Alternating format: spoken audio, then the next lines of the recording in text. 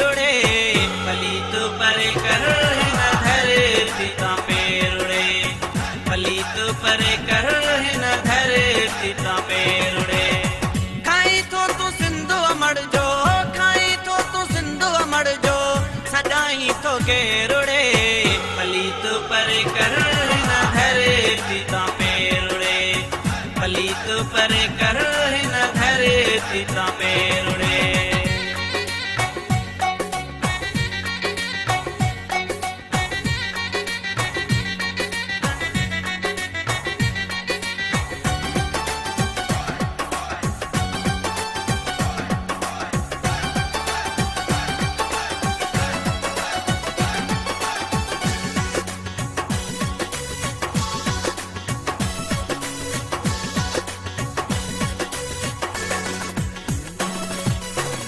कलंदर जी नगरी आहे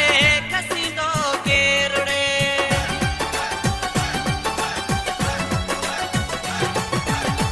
कलंदर जी नगरी आहे खसींदो के रुड़े चमी थो कराची असांजी थींदो आहीं के रुड़े टुकेरा तू थी वींदे टुकेरा तू थी वींदे कंदे सिंधियुनि सां जे वेरुड़े पलीत परे कर धरती ता पेरुड़े पलीत परे कर न धरती ता पेरुड़े खाई तो तू सिंधु अमड़ जो खाई तो तू सिंधु अमड़ जो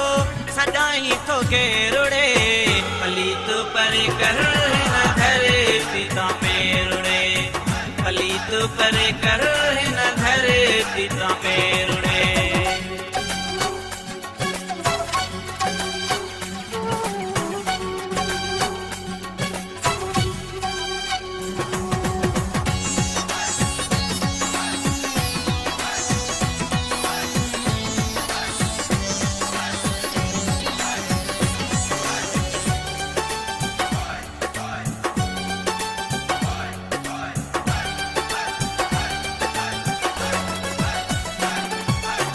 सचलू सरमस्त ऐं भिटाई घोटड़े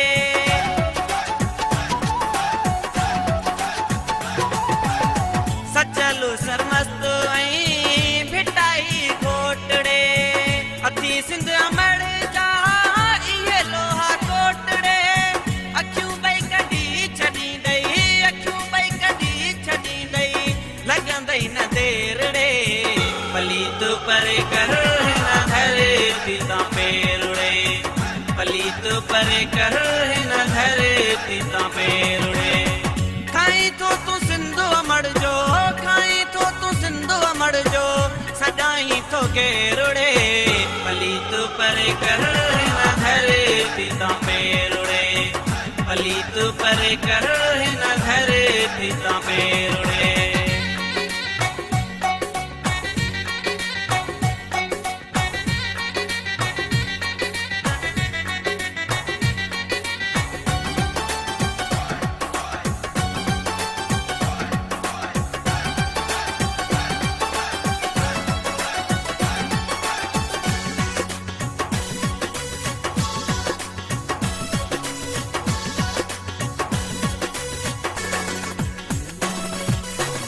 आमिर चवे मुझो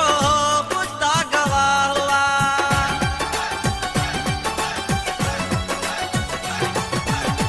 आमिर चवे मुझो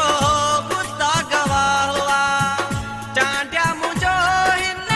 जी जल में साहवा इहा तुंहिंजी भुल आहे इहा तुंहिंजी भुल आहे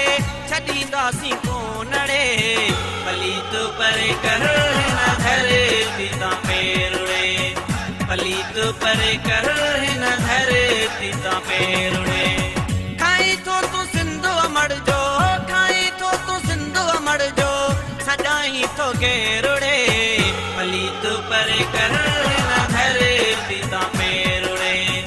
पलीत परे कर न धरती ता पेरुड़े खाई तो तू सिंधु अमड़ जो खाई तो तू सिंधु अमड़ जो सजाई तो के रुड़े पलीत परे कर न धरती ता पेरुड़े पलीत परे कर न धरती तिता पेर